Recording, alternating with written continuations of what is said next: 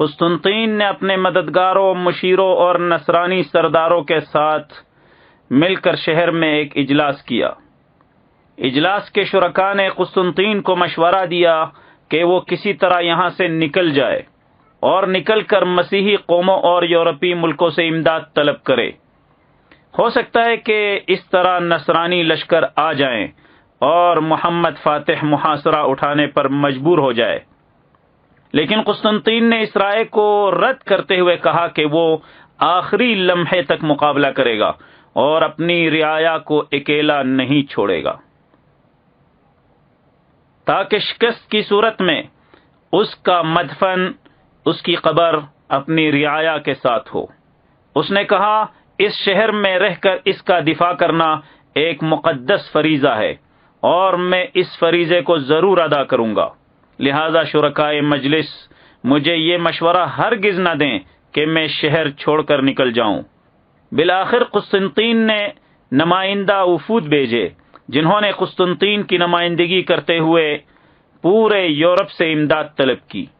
یہ وفود امداد کی خاطر یورپ کے کونے کونے میں گئے، لیکن ناکام و نامراد واپس آئے اور محمد فاتح کے خلاف انہیں کہیں سے امداد نہ مل سکی۔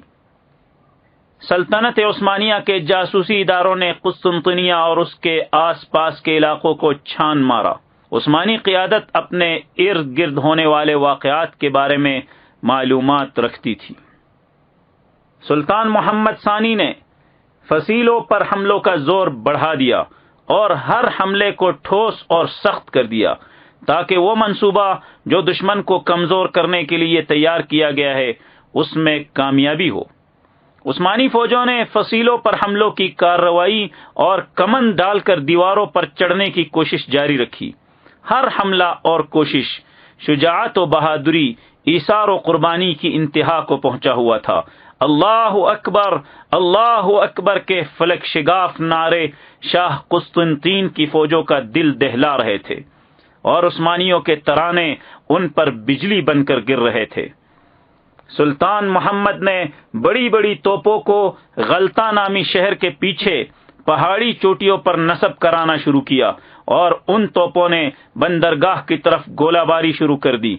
ایک گولہ ایک تجارتی جہاز کو جا لگا جو اسی وقت غرق آب ہوا۔ دوسرے جہازوں پر خوف طاری ہوا اور وہ وہاں سے نکل بھاگے اور غلطہ کی فصیل میں جا کر پناہ لی۔ عثمانی فوج کے بری حصے نے بجلی کی تیزی سے یہ کے بعد دیگرے کئی حملے کیے اور نصرانی فوجوں کو ہلا کر رکھ دیا۔ سلطان محمد رات دن بغیر کسی وقفے کے بری اور بحری علاقوں پر حملے کرتے رہے اور آگ پھینکتے رہے۔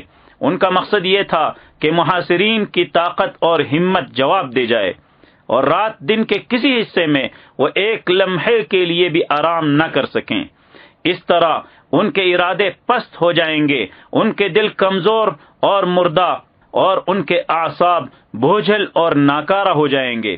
ایک چھوٹی بات بھی ان کے لیے پہاڑ ثابت ہوگی۔ یہ ایک نفسیاتی جنگ تھی اور سلطان اس کی منصوبہ بندی کر کے اس کو عملی جامہ پہنا چکے تھے۔ محصور فوج ایک دوسرے کے چہروں کو غور سے دیکھ رہی تھی۔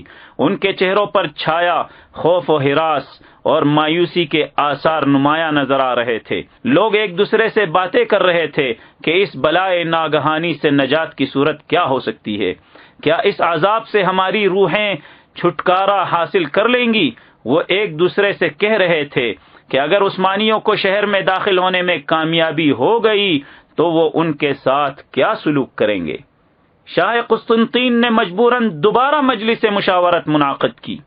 ایک نصرانی سپہ سالار نے یہ تجویز پیش کی کہ عثمانیوں پر ایک سخت حملہ کیا جائے اور بیرونی دنیا تک پہنچنے کے لیے راستہ بنایا جائے، کسی طرح شہر سے نکلا جائے۔ یہ مجلس مشاورت ابھی جاری تھی اور مختلف تجاویز پیش ہو رہی تھیں کہ ایک فوجی بھاگتا ہوا اس کانفرنس میں آ گھسا اور شرکائے مجلس کو بتایا کہ عثمانیوں نے وادی لیکوس پر بہت بڑا اور سخت ترین حملہ کر دیا ہے۔ قسطنطین نے اجلاس ختم کر دیا، چھلانگ لگا کر اپنے گھوڑے پر سوار ہوا، اپنی محافظ فوج کو ساتھ لیے میدان جنگ میں کود پڑا۔ رات گئے تک جنگ جاری رہی اور بالآخر عثمانی فوج واپس چلی گئی۔ سلطان محمد فاتح رحمت اللہ علیہ اچانک حملے پر حملے کیا کرتے تھے اور ہر حملے میں نئی جنگی تکنیک، محاصرے کا نیا انداز اور نفسیاتی جنگ کا ایک انوکھا طریقہ استعمال کیا کرتے تھے۔ ان کی ہر جنگی چال پہلے سے مختلف ہوتی تھی، جس سے دشمن کلی طور پر ناواقف ہوتا تھا۔ محاصرے کے ابتدائی مراحل میں عثمانی فوجوں نے شہر میں داخل ہونے کے لیے ایک عجیب طریقہ اختیار کیا۔ اللہ اکبر! زیر زمین سرنگیں کھود کر مختلف مقامات سے شہر میں داخل ہونے کی کوشش کی گئی۔ جب شہر کی محافظ فوج نے زیر زمین سخت ضربوں کی آوازیں سنی جو آہستہ آہستہ شہر سے قریب ہوتی جا رہی تھی، شاہ قسطنطین اپنے فوجی جرنیلوں اور مشیروں کو ساتھ لیے بڑی تیزی سے اس جگہ پہنچا جہاں سے ضربوں کی آوازیں آ رہی تھیں۔ وہ فوراً بھانپ گئے کہ عثمانی فوج سرنگیں کھود کر شہر میں داخل ہونے کی تدبیر کر رہی ہے۔ دفاعی فوج بھی حملہ آور فوج کی سرنگوں کے بالمقابل اسی طرح کی سرنگیں کھود کر اس حملے کے جواب کے لیے تیار ہو گئی۔ بیزنطینی فوج بڑی رازداری سے یہ سرنگیں کھود رہی تھی اور مسلمانوں کو ذرا بھی علم نہیں تھا کہ ان کے بالمقابل بھی سرنگیں کھودی جا رہی ہیں۔ عثمانی جب سامنے والی اس سرنگ تک پہنچے جو ان کے لیے تیار کی گئی تو وہ سمجھے شاید وہ ان تہخانوں یا خفیہ سرنگوں تک پہنچ گئے ہیں جو شہر میں جاتی ہیں۔ وہ بہت خوش ہوئے، لیکن خوشی اور مسرت کے یہ لمحے کچھ زیادہ طویل نہیں تھے۔ فوراً رومی فوج نے انہیں آ لیا اور ان پر آگ کے الاؤ اور جلتی ہوئی رال پھینکی، جس کی وجہ سے بہت سے آدمی جو سرنگوں میں موجود تھے دم گھٹ کر اللہ کو پیارے ہو گئے۔ کچھ جل گئے اور جو زندہ بچے جہاں سے آئے تھے وہاں واپس چلے گئے۔ لیکن یہ ناکامی عثمانیوں کے حوصلے پست نہ کر سکی۔ انہوں نے سرنگیں کھودنے کا دوبارہ پروگرام بنایا۔ شاخ زرعی کے کنارے کے درمیان پھیلا ہوا علاقہ سرنگیں کھودنے کے لیے مناسب تھا۔ مسلم فوجوں نے بڑی جانفشانی سے مختلف جگہوں سے سرنگیں کھودنا شروع کر دیں اور محاصرے کے آخری دن تک ان کی یہ کوشش جاری رہی۔ اس جرأت اور بہادری کی وجہ سے قسطنطنیہ والوں پر اس قدر خوف اور دہشت چھائی کہ بیان سے باہر ہے۔ حتیٰ کہ جب وہ چل رہے ہوتے تھے اور اپنے قدموں کی چاپ سنتے تو انہیں گمان ہوتا کہ یہ کدالوں اور بیلچوں کی آواز ہے اور عثمانی پھر سے سرنگیں کھودنے میں مصروف ہیں۔ کئی بار انہیں یہ وہم گزرا کہ زمین پھٹ جائے گی اور اس سے عثمانی فوج نکل کر شہر کے گلی کوچوں کو بھر دے گی۔ وہ اچانک دائیں دیکھتے اور پھر فوراً اپنے بائیں نظر دوڑاتے، کبھی گھبراہٹ سے ادھر اشارہ کرتے اور کبھی ادھر، اور کہہ اٹھتے وہ ترکی آ رہا ہے، دیکھو وہ شخص ترکی لگتا ہے۔ اپنے سائے سے بھی وہ ڈرنے لگے تھے۔ اپنی پرچھائیاں دیکھتے تو کہہ اٹھتے ترکی انہیں بھگا رہے ہیں۔ افواہیں عام تھی، لوگ ایک دوسرے کو جھوٹی خبریں اس انداز سے سنا رہے تھے کہ جیسے وہ حقیقت ہوں اور کسی نے اپنی آنکھوں سے سب کچھ دیکھا ہو۔ اس طرح قسطنطنیہ کے باسیوں میں شدید خوف و ہراس پایا جاتا تھا، حتیٰ کہ اس خوف کے سبب ان کے ذہن معوف ہو گئے تھے، کام نہیں کر رہے تھے۔ یوں لگتا تھا کہ وہ نشے کی حالت میں ہیں، حالانکہ وہ نشے کی حالت میں نہیں تھے۔ ایک گروہ جرأت سے کام لے رہا تھا تو دوسرا خوف کے مارے ٹکٹکی باندھے آسمان کو دیکھ رہا تھا۔ ایک فریق غور و فکر کرتے ہوئے زمین کو رید رہا تھا تو ایک اپنے ساتھیوں کے چہروں کی ناکامی کو دیکھ رہا تھا۔ عثمانیوں کا کام کچھ آسان نہیں تھا۔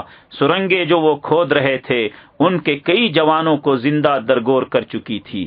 کئی جوان دم گھٹنے سے اور کئی زمین کے باطل میں جل کر ابدی نیند سو گئے تھے، اور ان کوششوں کے دوران ایک بہت بڑی تعداد رومیوں کے ہاتھوں قید بھی ہو گئی تھی، جن کے سر کاٹ کر رومیوں نے عثمانیوں کے فوجی پڑاؤ میں پھینک دیے تھے۔ یہ شہادت گہ الفت میں قدم رکھنا ہے۔ لوگ آسان سمجھتے ہیں مسلمان ہونا۔ لوگ